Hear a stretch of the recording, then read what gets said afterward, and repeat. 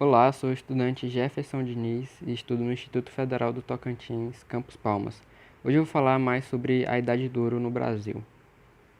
Bom, aqui está alguns nomes importantes, né, da época da Idade do Ouro no Brasil. A princípio, a Idade do Ouro surgiu após a desvalorização da cana-de-açúcar em relação aos escravos africanos, né? Os donos da terra, os donos de terra estavam ficando mais impacientes e sem lucros, e também a concorrência com o açúcar das Antilhas inglesas e holandesas. Isso gerou muitas revoltas no Nordeste na época. Gerou muitas revoltas que foi paga pela coroa para controlar aquela crise, né? Com isso, houve também a fuga de vários escravos africanos, aumentando o quilombo de Palmares, que na época se tornou o maior, né, que causou essa revolta tão gigantesca, né? Dos precursores, na verdade. Com a desvalorização da cana-de-açúcar, muitos fazendeiros, muitos donos de terra de cana-de-açúcar migraram para as Minas Gerais após tais conflitos, né? Que gerou essa crise econômica bastante grave na colônia. Bom, após essa crise na cana-de-açúcar, essa desvalorização, e a União Ibérica entre Portugal e Espanha, caiu o Tratado de Tordesilhas. Então, as fronteiras do interior do Brasil foram transpostas, né, pelas missões jesuítas e pelas ações dos bandeirantes, né? As missões jesuítas tinham o sentido de catequizar os índios, né? E os bandeirantes iam em busca de novas metrais preciosos, tudo que fosse de valor para a coroa, para o país, né? E nisso eles acabaram encontrando as Minas Gerais, né? As jazidas de ouro, que alimentaram o país por muito tempo. Essas jazidas de ouro eram distribuídas da seguinte maneira: eram lotes denominados datas. Essas datas eram divididas da seguinte maneira: quem encontrava essas jazidas tinha direito a duas datas. Uma data ia para a coroa e uma ficava com ele. O restante das datas dessas jazidas era sorteada entre senhores, e o senhor que tivesse 12 escravos, ele tinha um privilégio nesse sorteio. Ele poderia ter uma data inteira para ele, no caso um lote inteiro para ele, se ele tivesse 12 ou mais escravos, né? Que significava que ele tinha um poder aquisitivo maior em relação aos outros senhores, certo? E o restante eles ficavam com parte de datas. Também, né, na produção de ouro no Brasil, tinham impostos que a coroa cobrava desses senhores, né? A coroa cobrava sobre os escravos trabalhadores nas jazidas, que era o imposto de captação, que era sobre quantos escravos tinham trabalhando naquela data, né? Para aquele senhor. E também o imposto quinto, que era um quinto do produzido por esse senhor, né? Por essa jazida, né? A coroa cobrava um quinto de ouro. Assim era a distribuição do ouro nas Minas Gerais, o escoamento. Bom, conforme a produção de ouro foi aumentando no país, foi se formando uma sociedade rica, poderosa e sobre o ouro, né? Que muitos migraram da cana-de-açúcar para o ouro e exploraram essa região, né?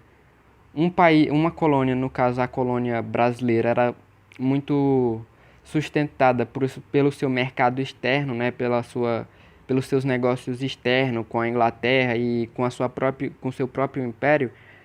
Voltava-se para uma economia interna, né? Baseada totalmente no seu ouro, né? E essa sociedade criou-se grandes metrópoles em volta. A maior delas na época foi Minas Gerais, que acabou sendo a capital da colônia, né? Representou a colônia por algum tempo pelo Império. E a produção de ouro também alimentou o Império Português, que na época estava em grave crise econômica. Alimentou, sustentou o Império Português por muito tempo, né? Deu regalias, constituiu a economia, estabilizou a economia portuguesa. Só que Portugal, não só Portugal, Europa como um todo na época via-se submetida à Inglaterra, que estava um pouco à frente, né? A burguesia já estava comandando a Inglaterra, e a Inglaterra dava o pontapé inicial para a industrialização, né? Então Portugal viu uma oportunidade muito boa de fazer negócio, né? E fez um dos tratados, o tratado mais importante na época, que era o Tratado de Methuen, que Portugal trocava alguns bens, na verdade, vendia o ouro da colônia e outros bens para a Inglaterra, como algodão também, e em troca eles tinham passe livre para exportar seu vinho português, o vinho do Porto, né? O famoso vinho do Porto. Então a economia portuguesa, mesmo com anos de regalia por causa do ouro, mesmo estabilizada, também se submeteu à economia inglesa, né? Que estava dando seu pontapé inicial para a industrialização. Isso fez com que Portugal ficasse meio que amarrado à economia inglesa, né? E sugou todo o nosso ouro praticamente. Mas, como eu disse aqui, quem ficou na colônia também se tornou bem rico e formou uma sociedade extremas entre classes, né? Bom, como eu disse, a produção de ouro no Brasil sustentou por muito tempo o Império Português, né? Só que na colônia havia muita crise, miséria e também muitas revoltas. Após as revoltas nordestinas, houve mais revoltas, no caso as revoltas urbanas, né? Porque cresceu-se muito as metrópoles, né? Então acabou acontecendo mais para frente mais revoltas urbanas agora, né? Não mais rurais, e que também demandaram muito custo à coroa, como as revoltas nordestinas custou, né? Que foi totalmente custeada pela coroa para manter a colônia, manter a colônia firme, né? E é isso. Bom dia, boa tarde, boa noite. O meu nome é Tiago Alves de Almeida. Eu faço parte da turma de Mecatrônica 2 do Instituto Federal Tocantins. E agora eu vou apresentar para vocês o conteúdo O Iluminismo. Bem, mas você está se perguntando, o que é Iluminismo?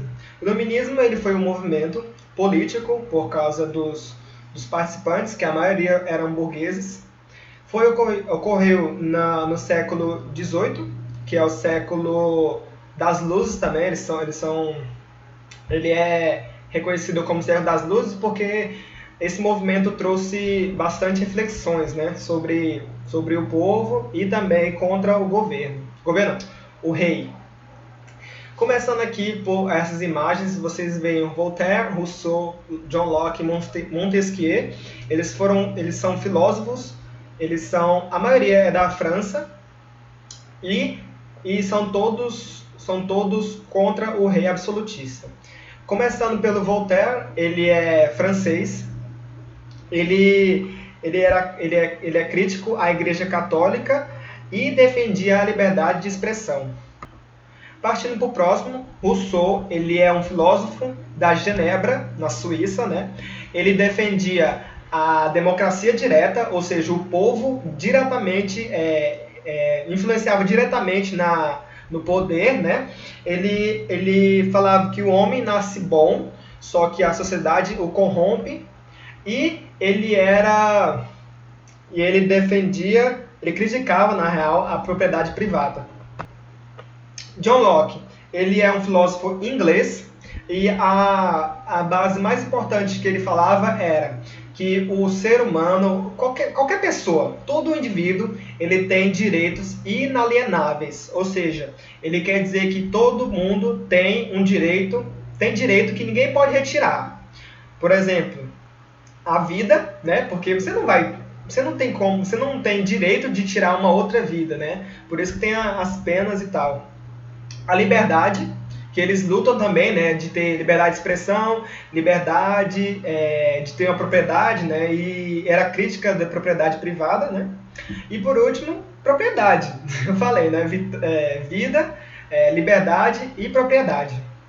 E por fim, dos 4 mais conhecidos, né, filósofos, Montesquieu. Ele sim era um filósofo francês, e a tese dele seria de que é mais contra o governo absolutista, e era que o rei, ele deveria, o rei não, o poder do rei deveria ser dividido em três partes, que seria executivo, judiciário e legislativo. Como a nossa base, né? A nossa base rege nisso aí, e que legislativo seria o que regularia a fala do povo, ou seja, o povo falando seria criando as leis, né? As leis do povo. Tendo com base nessas teses, nessas teorias, né? Nessas ideias, os filósofos eles queriam busca por conhecimento, né? Eles trouxeram reflexões sobre as condições de vida no momento. Ou seja, eles queriam melhoria para a vida mesmo do povo, né? Passando aqui, déspotas esclarecidos. Os déspotas esclarecidos eram reis que reis absolutistas, né? Nessa época existia na França e em vários outros países da Europa a prática de rei absolutista, ou seja, um rei com poder absoluto, ou seja, ele comanda em tudo. Aqui nessa primeira foto vocês podem ver aqui nessa primeira foto é o Frederico II da Prússia. Ele no país dele, que agora não é mais país, né? Se tornou uma parte da Alemanha, parte de outros países. Ele aboliu a tortura, ele criou universidades e separou a igreja do Estado, ou seja, ele perde a parte do poder dele, né? Ele separou o clero católico do Estado. E agora, com essa abolição da tortura, ele fez com que o pessoal, o povo, né, teria mais liberdade de expressão que os filósofos falavam, né? E poderiam ter mais conhecimento com criações de universidades. Outra déspota esclarecido é a imperatriz do Império Russo, ou seja, a Catarina II. Ela criou escolas, universidades, né, que é a base do conhecimento, e ela também melhorou as condições de vida da cidade da Rússia, né, porque a Rússia nessa época era bastante precária. Outro exemplo de déspota esclarecido é o Dom José II. Dom José II da Áustria, ele criou estradas, ele incentivou a criação de indústrias, proibiu a caça contra o pessoal religioso, permitiu a frequência de judeus nas universidades e confiscou as terras do clero católico, ou seja, ele estava separando indiretamente a igreja do Estado. Outro déspota esclarecido, né, continuando o assunto, era o Dom José e o Marquês de Pombal, que era o ministro do rei. Contra os poderes, o Marquês de Pombal empreendeu em Portugal uma série de reformas combinadas aos princípios mercantilistas com orientação de caráter iluminista, ou seja, ele estava reformando Portugal com base nas ideias iluministas, ou seja, ele não queria ter a cabeça dele cortada pelo povo, por causa da repreensão das ideias iluministas. Pombal procurou estimular e fortalecer as atividades econômicas de setores da burguesia manufatureira e mercantil portuguesa e limitar ao máximo o volume de importações da Inglaterra. Novas companhias de comércio foram criadas na América, ou seja, nas colônias, né? Marquês de Pombal e o rei Dom José, eles criaram universidades também, eles criaram escolas, eles criaram Banco Real e eles reduziram também impostos sobre os comerciantes da época. Com essas criações de universidades e escolas, abriu mais conhecimento para o povo, né? E influenciou duas revoltas, reformas, né? Revoltas, né? Influenciou a Inconfidência Mineira e a Conjuração Baiana. Junto com isso, ele expulsou os jesuítas de Portugal e a América, do Brasil, né, por causa que Portugal tinha colônias no Brasil. O pai, ou seja, a pessoa mais influência que teve sobre isso é o Adam Smith. Ele foi um filósofo, ele é um filósofo britânico. Aprofundou a discussão diferenciando as noções de valor de uso e valor de troca. O valor de uso equivaleria à riqueza de uma nação, que poderia ser expressa no produto per capita. O valor de troca, por sua vez, dependeria do trabalho empregado na produção da mercadoria. Ele também é conhecido como o pai da economia moderna, e também ele falava que o rei, tipo, o mercado não precisava ter a influência do rei, porque o próprio mercado ele se movia por leis naturais. E essas leis, a lei da mão invisível e a teoria da oferta e da procura, né? A da mão invisível é que uma mão, né, literalmente, não literalmente, mas vamos pensar literalmente. Uma mão movia o próprio mercado, né? Porque gerava lucro, né? Quanto mais pessoas querem, mais o valor aumenta, e quanto menos pessoas quiserem, menos os preços são, né? E isso entra também na lei da oferta e procura, que é exatamente o que eu acabei de falar.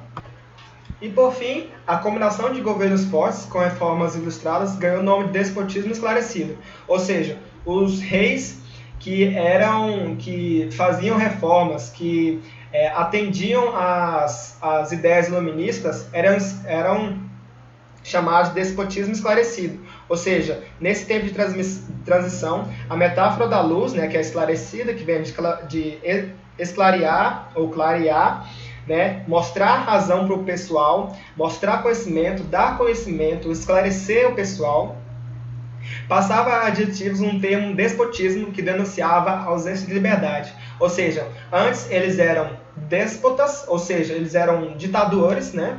Na época eu acho que não tinha essa palavra, e eram esclarecidos por causa das ideias iluministas, que vêm de iluminar o povo, iluminar com conhecimento, que é a base do iluminismo, entendeu?